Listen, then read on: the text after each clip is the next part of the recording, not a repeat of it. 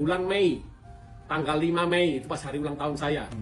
Tahun 2021 stop cuci darah total sampai sekarang. Saya John Ibrahim. Tahun 2019 saya jatuh sakit, masuk rumah sakit dan dokter memeriksa semua itu karena saya kolaps. Saya kolaps dan berat badan saya turun sampai 41 kilo. 8 dokter nangani saya, udah memvonis saya sakit autoimun, leukemia, saya jalani kemoterapi 36 kali, autoimun saya harus jalani plasma 16 kali, saya harus transfusi darah. Itu semua dokter 8 orang angkat tangan. Memvonis saya umur saya cuma 3 bulan. Setelah itu karena lupus saya menyerang ginjal saya, jadi ginjal saya fail. Divonis dokter saya harus transplant ginjal. Untuk sementara menunggu transplant ginjal itu saya harus menjalani cuci darah. Ini bekas saya cuci darah.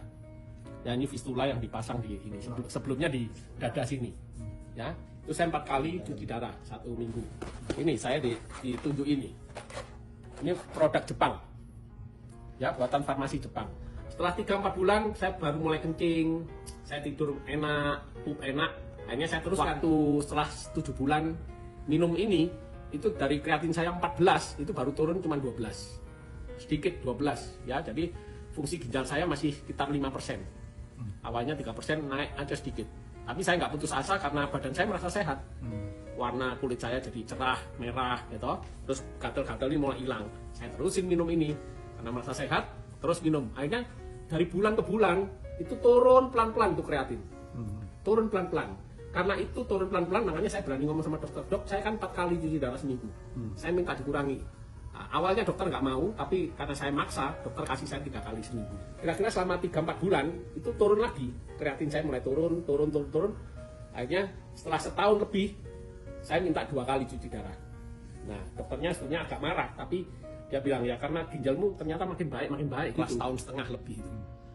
2 kali cuci darah, dokter sendiri heran, kok ada orang ginjal rusak dari 3% tapi bisa makin baik.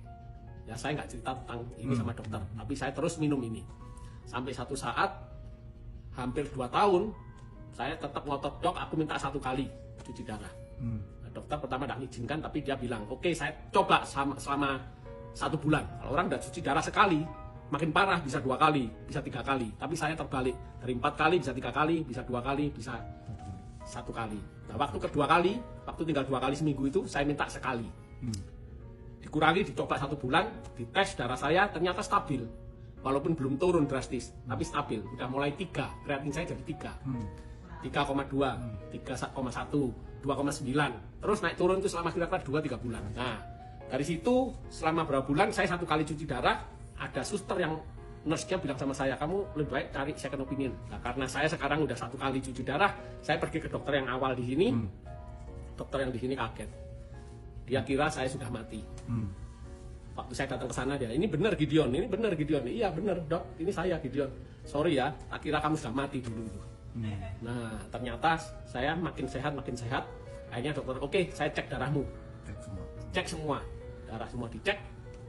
Langsung dokter tuh bilang, kamu stop cuci darah.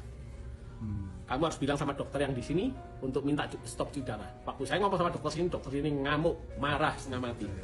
Gak percaya, kamu nggak mungkin harus transplant, nggak mungkin stop.